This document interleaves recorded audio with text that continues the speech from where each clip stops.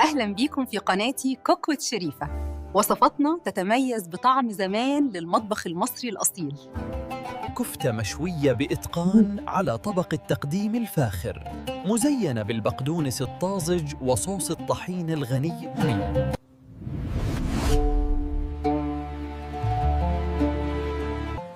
الله،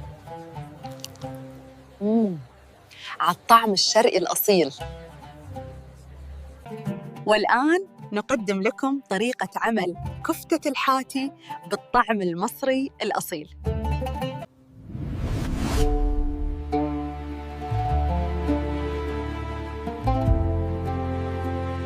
بدينا كيلو لحم مفروم مع ربع كيلو دهن، وبصلة كبيرة مفرومة تم تصفية الماء منها جيداً.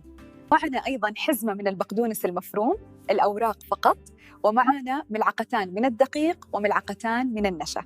أيضاً لدينا ملح وفلفل أسود وملعقة صغيرة من الزنجبيل وملعقة صغيرة من مسحوق الثوم ونصف ملعقة صغيرة من القرفة. بعد إضافة ملعقة صغيرة من البيكنج باودر، اعجني الكفتة جيداً لمدة لا تقل عن 15 دقيقة. ضيف القليل من الزيت لماء البصل ونشكل الكفتة ونرتبها في الصينية بهذا الشكل. الكفتة في فرن سخن على درجة حرارة 200 والمروحة شغالة، وبعد 10 دقائق نشعل الشواية للتسوية الجديدة. بعد حوالي نصف ساعة نخرج الكفتة من الفرن ونقدمها ساخنة. بالصحة والهنا.